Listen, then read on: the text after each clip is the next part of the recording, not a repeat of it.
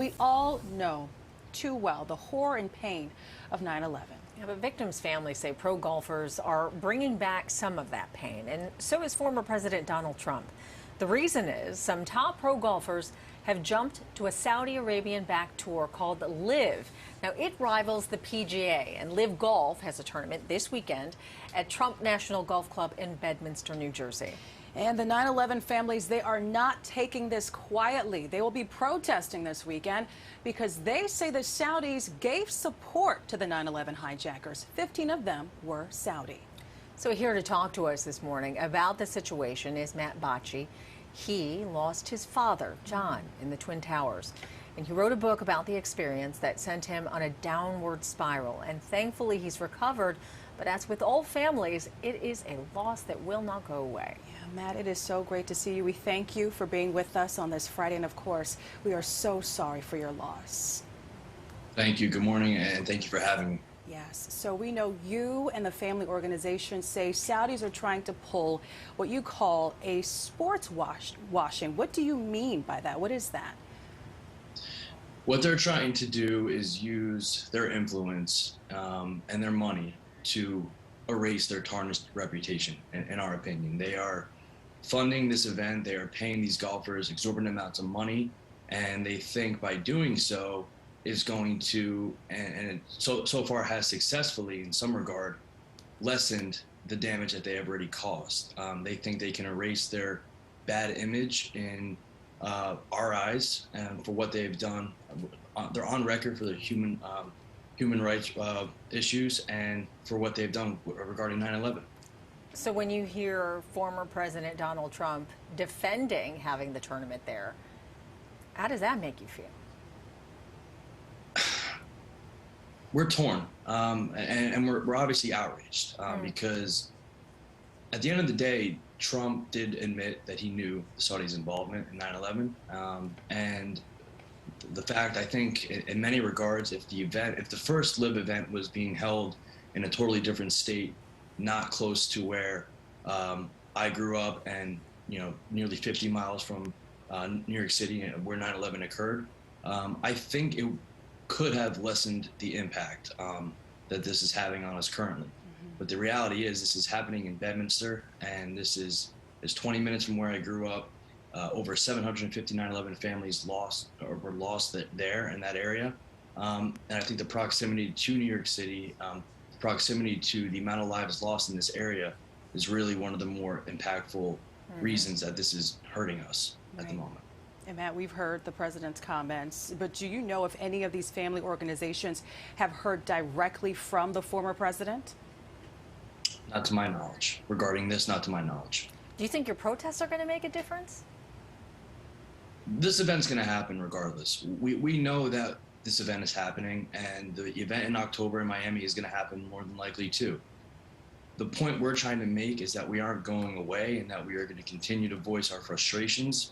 And this is frustrations with multiple presidential administrations who have not lived up to our expectations and what they promised they would do. And we understand that it's been over 20 years since 9/11 occurred. And for those who weren't directly affected, it's not going to have that same impact. But for us, this is something that we live with every single day. And as we approach the anniversary every year throughout the summer, those feelings of anxiety start to creep back in. And we are reminded of what we went through nearly 21 years ago. So we want the world to know that our pain is still there, our suffering is still there, and events like this that can be so easily funded by the Saudis, the ones who are responsible for 9/11, although indirectly, we will not stop until justice is served and that the truth is finally told. And to that point, Matt, this is one argument that was kind of echoed in President Trump's comments. But one argument is that despite all the information that's gotten out, there is no firm proof that the Saudi government directly supported the hijackers. What do you say to that? We have newly released FBI documents that do show their involvement. So I'm not going to speak on Trump and his words and maybe some things that he's maybe misconstruing himself, but we have the documents showing their involvement. So I'm not really sure where those sentiments are coming from. And really, I mean, think bottom line about all of this, is it's about respect, right? I mean, it really is about respect for the families, for this area.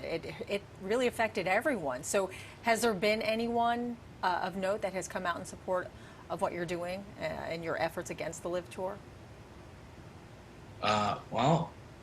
Yesterday, Boomer Esiason, he actually had commented on what we're doing, and that he's supportive of us, and I think a lot of big sports people are saying the same thing. This is not golf to them. They are not viewing this in the same light that they're going to view the PGA, and that they understand our outrage, they understand our frustrations, and why we're so upset regarding this. And Matt, what would you say to President Trump as he encourages people to come out and support this weekend just before the Live tournament?